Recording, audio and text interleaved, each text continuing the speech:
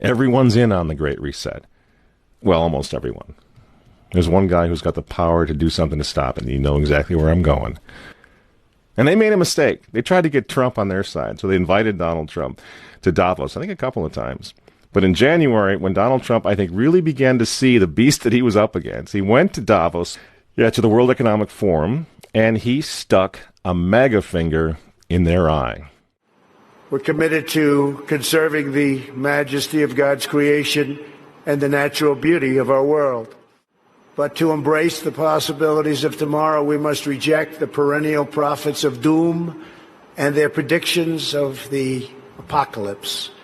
These alarmists always demand the same thing: absolute power to dominate, transform, and control every aspect of our lives. We will never let radical socialists destroy our economy, wreck our country. 2 days after Donald Trump gave that speech, the 89-year-old leftist weirdo billionaire George Soros made an emergency intervention where, at Davos, once again, warning that the U.S. 2020 election will determine the, quote, fate of the whole world.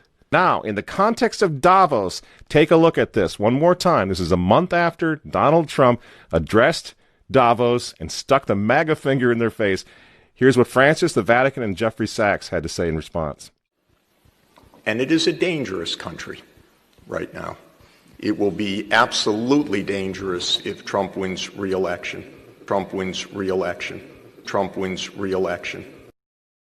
Francis invited this guy to the Amazon Synod as an honored guest and advisor. He's also Bernie Sanders' advisor. What's he doing in the Vatican? Why is this guy who's a promoter for a socialist, out and out socialist, Bernie Sanders, what's he doing advising the Pope? Why does he have entree to the Vatican, friends? Sachs supports abortion and contraception, but that's not a problem for the Vatican.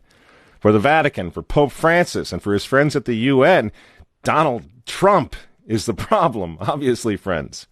Clearly, I consider the Trump administration a danger to the world, but I regard it as a purely temporary phenomenon that will disappear in 2020. Do you get it?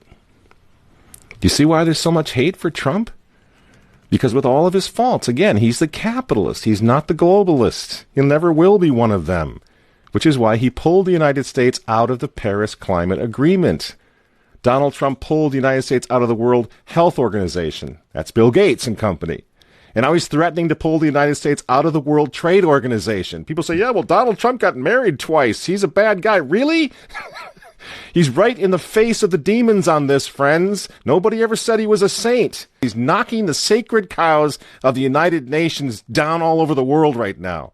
The General Assembly routinely votes 185 against the United States on almost everything right now.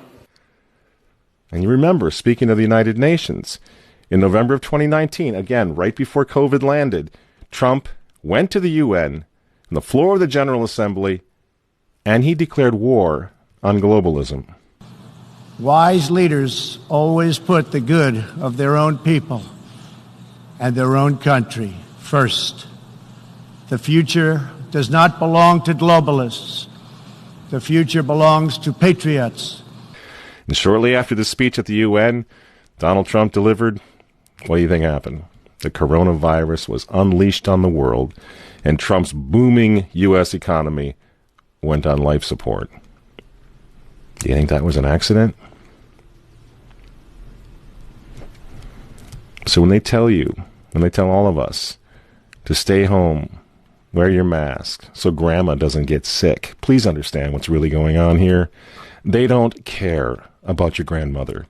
They don't care about old people, these people. They don't care about babies. They want them aborted so that they can save the common home. Abort babies, millions of them all over the world. They don't care about babies. They don't care about old people. In fact, if you want to save your grandma, tell the globalists to stay the hell away from her. You remember how some of them, like Cuomo and characters like this, were running COVID recovering patients through nursing homes? That's how much they care about grandma. And the name of the game now is to bring the United States economy to its knees, get it out of the way, so that everyone will want the Great Reset. Make the new normal so intolerably abnormal that even you and I, maybe, at some point in the near future, will be begging for the vaccines because we'll be driven crazy by that point.